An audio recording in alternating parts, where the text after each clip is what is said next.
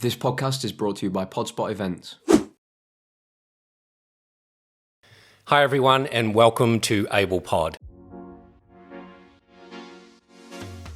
I'll just start where it hurts, and I think that's the most important part. I'm talking from 7, me doing my own washing and me cooking noodles and stuff. A lot of it was because of my mum having bipolar and schizophrenia. My childhood's not going to define who I am, so I wanted to prove it to myself, really, and also to my family. I just said, I really feel like doing a front flip. Then I went for the jump and I landed directly on my head, and instantly I just was paralyzed. Broke my C5 and 6 vertebrae and got compression from my C3. So I'm really lucky to be here and not on a ventilator. I'm not sad. I'm not afraid. I can get through this. This is going to be very difficult, but if anyone's going to get through this injury, it's going to be me. At that point, I just needed a lot of help. I had to learn how to basically use my body again. I felt like I was a baby. Being in hospital for more than 9 months, sometimes I was also the shoulder for nurses to cry on. What is happiness? Happiness is being able to accept what's happened and just say, well, the good days outweigh the bad days. So you just got to focus on that. Hi everyone and thanks for tuning into Able Pod, the podcast channel from Able Plus. I'm super excited today. I've got a guy sitting opposite me that is a little bit special and a little bit remarkable. Jacob Darkin, welcome to Able Pod. Thank you, Ian. It's a pleasure to be here. Thank you. Mate, so interested in having this chat. I know your passion is accessibility, but I want to go back and I want to let viewers know about your history, how you've got to where you are, and why you're so passionate about what you're passionate about. So over to you, mate. Take us back as far as you want to go on the journey and bring us up to speed with your story. We're all about storytelling, and it often starts with adversity and then leads to inspiration. I like that, yeah. Well, I'll just start where it hurts, and I think that's the most important part. When I was younger in primary school, I didn't really know what it's like to live with a mum and a dad. I just had my mum, and I was living with my younger brother, and really it was about me doing my own washing and me cooking noodles and stuff like that. What age are we talking, mate? Where are we in the journey? I'm talking from 7. Okay. I'm talking from 7. And that's all I knew. I only knew my mum. I didn't really know much about support. And then I was actually taken away from my mum and put as a state under the state of the minister, and living with my grandma. And then I went to different schools, and I went to a private college, and that was all very new for me. I knew the value of education there. Mm-hmm. I met a lot of different people. I did Army Cadets and I did Scouts and all these types of things. Yeah, but mate, you've just brushed over quite an upheaval in your childhood to become appointed under the custodianship of the public guardian, puts you into an unusual system of events. Give us more. Yeah, it was a tough time, and a lot of it was because of like the stigma, like my mum having bipolar and schizophrenia. Like that was like back then, it wasn't so much common, and we didn't talk about it, and that sort of led to people talking and whispering and things like that, and then talking to Department of Community Services and saying, they're not getting the support. I felt like I did have the support. I didn't think that my mum had the support. There was too much stigma behind that. Was she diagnosed at that time, or has she since been diagnosed after like more recently? Yeah, she was diagnosed. Yeah, so okay. She was like medicated, and I knew my mum, like she was saying, like if something happens, call the police, and I knew from a young age, like 8 years old, like what that meant. That was normal for me. That's a lot of responsibility early in life. It was very normal. I went to school, and I just knew that if something happened, my mum would go to hospital, and then I'd stay at someone's house. Usually they are a foster parent, that type of thing, and I'd just stay there for a few weeks at a time. Okay. That's your normal. It's a funny comment. When you're a kid, you don't know any different. You only know what you know, right? Yeah. Mm. But like I said, I'll start where it hurts. And that hurts, or we're about to feel the hurt? Look, it hurts me because I think that we could have done a lot better. There could have been a lot more support for people like my mum. Yep. Like bipolar, that shouldn't have such a stigma behind it, and a lot of mental health issues, they can be treated if we just normalize that everyone's different. And now, like, I know what different is after having a spinal cord injury in 2019. I didn't know what like disability was. I didn't think that it would happen to me. And all of a sudden, 22 years old, I was needing 3 people to hoist me onto a bed, and I stayed in hospital for 9 months, and I needed support. This is all relatively recent. We're only going back to 2019. This is a remarkable insight into a young man that has gone through dramatic change, and the guy that sits opposite me is in a good place, in a good space. Talk us through it. How'd you get through it? Where does the mental fortitude come from? Yeah, well, it came from a lot of my childhood, that's for sure. You know, you drew on that. Oh, yeah. Yeah, and I was actually practicing mindfulness before my injury. And mindfulness, I call it mindfulness, it's just being present. It's being aware of your surroundings because of something that happened to me. Like I just needed to focus on myself. Like a personal issue happened, and then I just practiced mindfulness to get through that. And that was really good for me. And I was just conscious about my thoughts, and you know how people often go past a mirror and have to check themselves and like that little bit, am I good enough, or do I have something in my hair? It's not about that. It's about actually being present. You don't need that validation in the mirror. That's what I explained mindfulness. And then I broke my neck, and it was just like this practice of mindfulness really paid off. I'm not sad. I'm not afraid. I can get through this. This is going to be very difficult, but if anyone's going to get through this injury, it's going to be me. That was what went through my head when I broke my neck. Those are the thoughts going through your head. Yeah. You go on a mindfulness journey. You double down on your mental fortitude and strength and use that to your advantage. Absolutely, yeah. Wouldn't it have been easier to be a victim and curl up into a ball and never come out of it, surely? It would have, perhaps.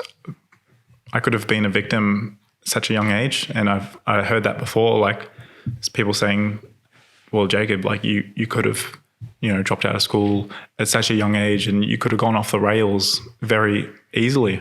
And just hearing people say that made me aware of like, okay, well, I chose not to. And then I guess I have to look up, because just because that was what's happening in my life doesn't mean that's what I want. And I look up to people that have made it, and I try to learn from their stories in life that are happy. It doesn't matter about fame or anything like that. It's just about being happy. And I try to learn from them. And I realize that everyone's got a story to tell. So this is just my story at the beginning. And it's my childhood's not going to define who I am. So I wanted to prove that to myself, really, and also to my family and things like that. Just because of my childhood, I can achieve what I'd like. It's good, mate. It's really good. Okay, I want to talk about the people that you look up to at a later stage, but right now we have a spinal cord injury. Let's talk about the incident, whatever that may be. Talk us through it, wherever you feel comfortable. It's over to you. It was April the 6th, and it was in the afternoon. After working in construction, I got a message asking me to meet at the food market in Penrith, and it was my ex-girlfriend, and I said, "Oh, look, I feel a bit tired." And it was a busy week. I was helping my sister move houses. I was smashing out 3 jobs in construction, so I said, "Probably won't go there. Sorry." I wanted to surprise. So I fell asleep on the floor of my sister's empty home. I felt like the sun was setting and the moon was rising. And then I thought, I've got enough energy. I'm going to go surprise. So I got in my car and I rocked up, got some Krispy Kreme donuts as a surprise. And I just messaged on Snapchat saying, guess where I'm at. So yeah, she figured it out. At this point, we've been dating for 2 months. And so I came over, did some dancing because there was live music, and it was pretty relaxed. Yeah. And I just said, I really feel like doing a front flip. And at this point, I've been doing indoor trampolining on a Friday. That was my thing, right? It wasn't going to the pub. It was You indoor. mentioned that. You like ballet and indoor trampolining. Just appreciate these things, yeah. Yeah, great. So got really good at jumping and stuff like that. And I did some practice of the front flips on the trampoline, but never on the grass. So when I said I'm going to do a front flip, they're like, you don't need to. I said, I'll go on I'll go into the jumping castle. So I went over there, and the guy said, sorry, mate, like you're too big. You're an adult. And also we're closing. So I said, okay, yeah. And I'll go back to the girls. I said, I can't go on that, so I'm going to do it here. And then they're like, don't do that. And my internal ADHD was like, I'm going to do that. I'm definitely going to do that.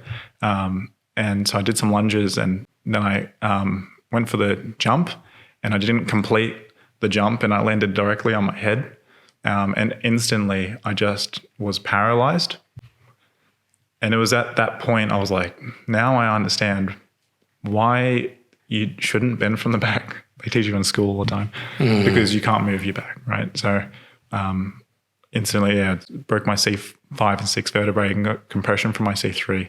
So I'm really lucky to be here and not on a ventilator, on a hospital bed. That's what the doctors were saying. I was in ICU for a few days, in and out of consciousness, in CAT scans and things like that. Usually just naked, right? I was just wearing like a hospital gown. That was my uniform. That was normal to get around in that with a bladder bag. And so at that point I just needed a lot of help to feed myself, and also like I had like a straw so I can drink water. Yeah. Wow. Okay. Yeah. I was in a neck brace for 2 months. Yeah, I'll bet. A front flip. Yeah. Damn it. Yeah. And people like say, don't do it. Like, tell my kids not to do it. I'm like, no, I'm not going to tell them. Just do it safely. That's it. Yeah. It's risk management. It is. Yep. Thanks for sharing that, mate. Amazing. There was a lot of interesting things that happened with having a spinal cord injury. And I had to learn how to basically use my body again. I felt like I was a baby. I needed to learn how to feed myself and dress myself and all the things that happen. I still feel like I'm 4 years old because that's when my injury was. In a way, it's very strange because I'm still learning about my body. I also learn about getting support from the people around me and also being vulnerable so I can ask for support, because as a young male that previously worked in construction, I didn't really reach out for help. Didn't go to the doctor unless I stood on a rusty nail, that type of thing. And if you didn't bleed at work, you just like you didn't work. You rub a steak on it and go to the pub. That's the You're attitude. the typical alpha tradie. Masculinity is inherent within that. Yeah. They pride themselves on it. It was a strange culture, and I didn't want to be really a part of it. I just did the work, but really what I wanted to do was watch ballet. I appreciate art and go to musicals and do indoor trampolining, just do the fun things. I didn't want to go to the pub. But that's what I was sort of around for a long time. So needing to ask for help was very tricky. But I knew that if I asked for help, became vulnerable, it would actually help me, which is great, but it would also then teach the people that are helping me how to help other people like myself. And I think that's really important, is that reciprocity, because they're helping me. I feel bad if they're just helping me. I want to be able to help them. Being in hospital for more than 9 months, it also like doctors have names, they're real people. Nurses have problems. Everyone's got problems. Sometimes I was also the shoulder for nurses to cry on. It becomes really personable in hospital. You're not there just for a day visit. It becomes your home. To a certain extent, you transposed the relationship by being strong, and you had a nurse cry on your shoulder. Like, that doesn't happen very often in a hospital environment, mate. Yeah, well, being in hospital, and sometimes I did this little thing because you get all the time. You've got time. That's the one thing you've got. You got a lot of time, and one thing that I did was to kill the time was I would go on the elevator in the hospital, and I'll go from like the lowest floor to the highest. And whoever I went in the elevator with, whoever came in, it was my job for me to open up with them and for them to be safe to share their story in 20 seconds. Because perhaps no one's going to ask them how they are. Oh, this is good, mate. You've got to give me more. Okay, so we're in a 20-second elevator ride. How do you get somebody to open up to you during that time? How do you start this interaction? Yeah, it's an interesting one, but it's a true elevator pitch, by the way. Well, you have to be in a zone where people can approach you. And because I was in a power wheelchair and I had a bladder bag on my shin, people often felt vulnerable to talk to me about their insecurities because I was insecure there. That's an interesting dynamic. Yeah. Okay. So I just say, look, you're here for the day, or you're here for the week. What's it like out there? And then they say, I'm just here to visit my nephew. I'm like, yep. How's your nephew? And they're like, oh, not good. And I just say, well, what's not good? Well, tell me more. And then, like that little bit more that I did would allow them to be vulnerable and to share. And the things that I heard in there, some were great, but some were really awful to happen to anyone. But I knew that they could tell me and they can keep it safe with me. I didn't have to tell anyone, right? But it taught me how to be vulnerable too. I think you are vulnerable. I think, your strength comes from that. And I've had other guests on the show and they've all had that same trait. And it's one that I really admire. There's a lot of people masking their emotions. There's a lot of people going through the motions. There's very few that are vulnerable. I think when you're vulnerable, then you don't have to let it build up, and then it becomes an issue where you have to go to the gym or something like that and exercise until you feel happy. Or, it gets to a really bad place in your life where you just have to go to get medication, get on antidepressants. I just think if you're vulnerable and you talk about how you feel, which a lot of men mask as well, and I did a good job in doing that for years. If you just be vulnerable and just say how you feel, like you can often get through it just with conversation. You're talking about the power of conversation and like some sort of emotional process or some, I'm not sure what the word is, but through talking about something, you're sharing it and you're dividing the responsibility, or I'm not sure, but guys don't do that enough, mate. It doesn't matter also like your cultural background as well. I was talking to people that I've never spoken to before.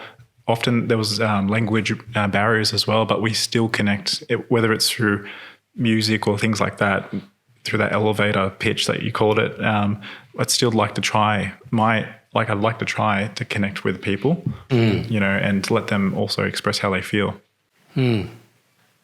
That's good. You made the most of hospital.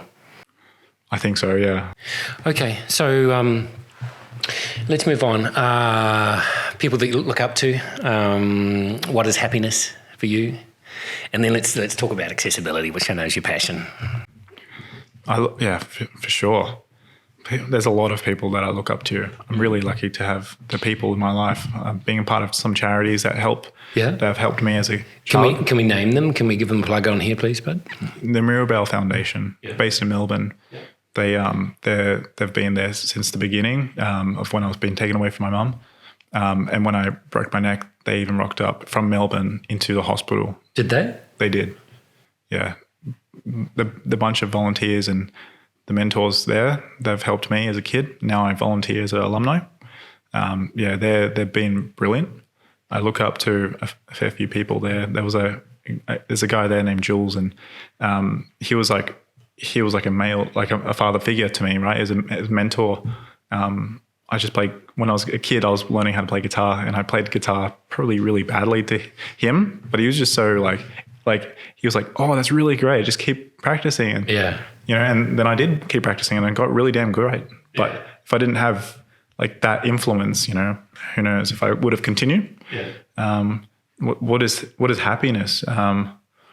Well, it's just about like, what is happiness? Happiness is being able to accept what's happened in your life, the good days and the bad days, and just say, well, the good days outweigh the bad. Just being around people like that can share that's the reality, that there's no all the time happiness. Yeah. It's not going to be there all the time. See, it's a process of acceptance. Yeah. Yeah. Mate, I've only met you for a very short period of time and you exude happiness and a healthy vibe.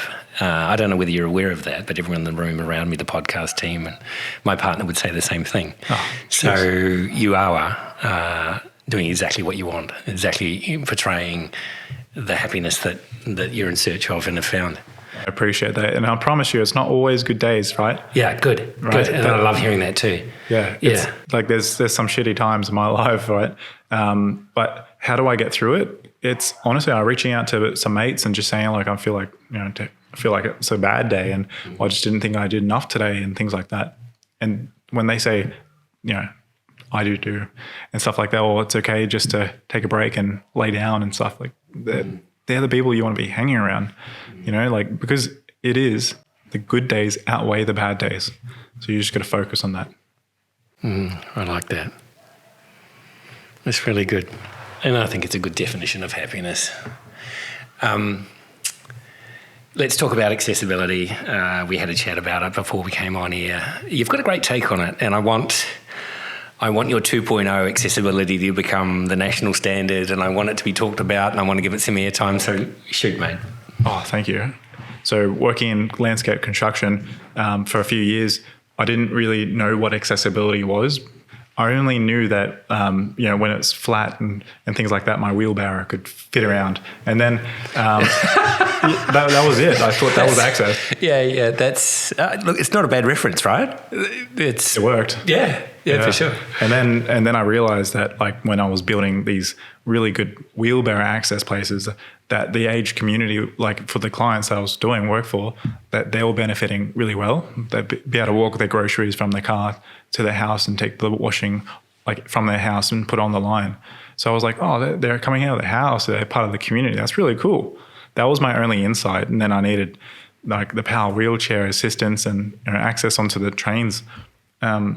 So for me... Mate, you went from one end of the spectrum to the other very, very quickly, but you already had an insight, better than most guys, I'd suggest, in terms of making small changes to give someone a better quality of life, and then all of a sudden you're trying to get on public transport in a motorised wheelchair, and that happens very fast. Well, that's a good point, yeah. Like in construction, it was not just the wheelbarrow, like there was 20 men working at a time, and there's concrete trucks and things like that. Like the better the access is, the faster the job is, the less fatigue that the people are excluding. Like it's just a win-win. And then needing to have accessible places where something this size would make it inaccessible to some power wheelchairs, I started to understand, oh wow, this is very important to a lot of people, which I didn't even know, and now I'm that person. So then access is not just about, like I said it to you before, in because I like to go to the movies and watch a movie, and when I was watching like when I first got into the movies in my power wheelchair, the access was sitting at the front of the cinema, and then you look up, I'm like, well, why do I want to sit there? That doesn't make sense. And I don't want to sit on my chair.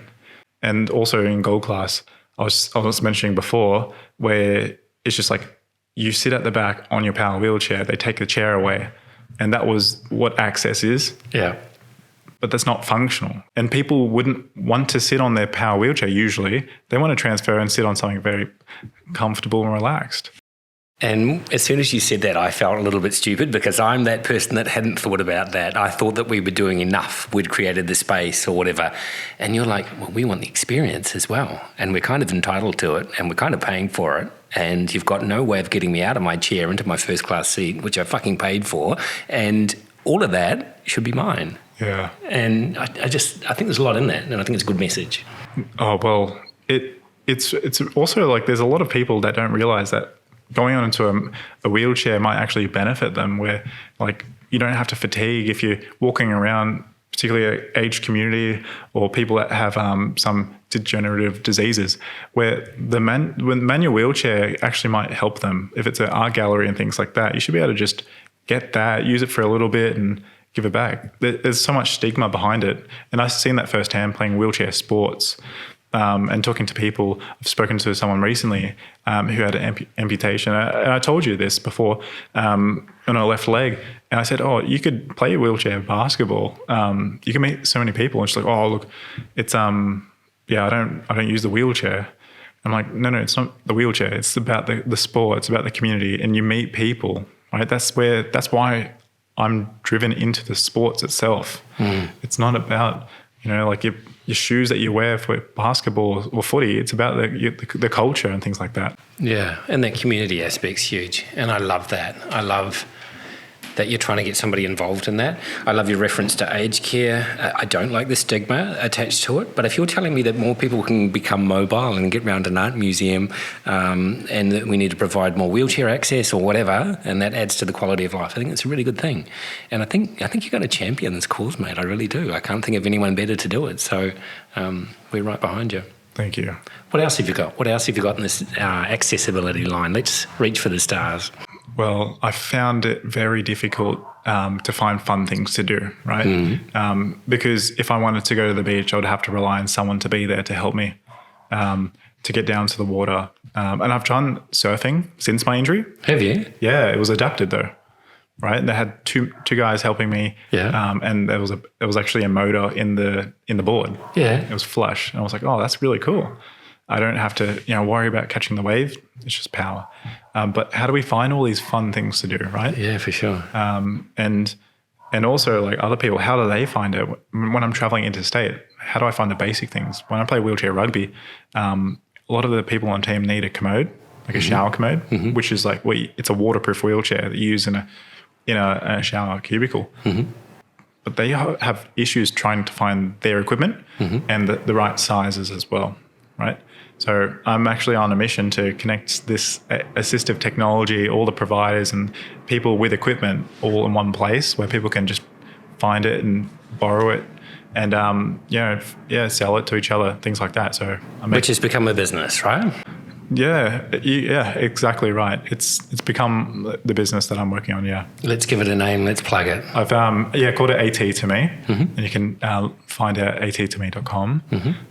But right now I'm on a mission to learn and to see like how we can work on this together because disability, access, these are all universal things. It doesn't discriminate. We all need access. We all need to do the basic things like having a shower, right? And I feel like we can make it a little bit better by connecting it online. Yeah. I looked at the website and I thought it was great. I love that you want to learn. Like, you're not telling the market what you think it needs. You've reached out and you're saying, right, I'm going to provide a platform. Guys, what do we want to use it for? Let's get some pride back into this. Let's see what we can do with this gear. Let's hire what we need for a specific period of time and maybe we can move on. I think it's great, mate. Yeah, thank you. I'm here to learn as well because I didn't have any knowledge about disability until I had it. And I think that's the same as well. So what I understand is equipment, I feel like we should have like a logbook as well for our equipment that's so expensive. Like, we should be able to say, if I have my wheelchair, this is how much services it's had. So if you want to buy it after I outsize it, you should be able to understand like what's been put into it. That's a good idea. Yeah. And for so many things as well, for cars that have modifications and power wheelchairs and even just like the commodes they use, right? Yeah. Yeah. So that's like part of the mission. How do we build that? How do we make that? Yeah, I love it. Some really good ideas there. Okay, so let's look towards wrapping up. You've gone through a lot, a very tough upbringing. Obviously, that spinal cord injury, and you've just maintained your mental health, strength, and fortitude, and your peer group, which you've said are a huge part of the guy you are today. What advice have you got for somebody else that goes through the same process? How do they take the Jacob Darkin route on this and not fall into any of the mental pitfalls along the journey? Right now, if you're like me 4 years ago, you're probably thinking, I'm not going to be able to do all the things that I could do before. And if you don't have a disability and you're listening, you're probably thinking, oh, I can't do those things. Like I'm a shy person, perhaps, right? Think about it like this. In 60 years' time, will it matter? You know, you looked in the mirror today and you're not good enough or something like that. Your hair's not the right way. But in 60 years, will it matter? Like our bodies, we're going to get wrinkles. You know, like these things happen. So think if it's not going to matter in 60 years, if it's not going to matter in 6 months, right? It really doesn't matter today. Who cares what your friends are saying for you to do? Just follow your gut feelings, you know? And this world is a good place. You just got to trust in that. Surround yourself with people that are like you. If they say you're the average of the 5 people you hang around, well then start realizing who those people are, right? If they're not the right people, then go in those areas that those people may be, and then share something that's common, right? If it's because you have a spinal cord injury, just find a support group. Say, I've just had a spinal cord injury and I don't even know where to start. Someone will be there that has seen a path, and they'll be like, I can help you, right? If you don't have an injury and you're shy and you're trying to find these 5 people that you want to be like, then go into a church, go into a place where you can feel comfortable. Meetup is an online place where you can find friends. Just go there, watch YouTube videos on how to approach people, right? I didn't think that I would be able to do these things. But it's also about adapting as well, you know, being realistic about what your abilities are, right? And accepting that, so then you can move forward. Jacob, I think there's so much value in what you've just said. I think you're a remarkable young fella, I really do. And it's been an absolute honour to share a podcast with you, mate. Oh, thank you. And I think it takes one to know one. So I'd love to hear this podcast. I'd love to hear a podcast about you, all right? Yeah. I want to hear your story. I don't know whether that one's going to happen, but maybe one day. Mate, thanks so much for coming in. To the audience that's listening, that is Jacob Darkin. He is a remarkable young fella, and he's been vulnerable with us and open and shared his views on happiness and community and camaraderie. So that has been Able Pod on behalf of the Able Plus business. Thanks for listening, guys. Thanks, Jacob. Thank you, and cheers. Cheers.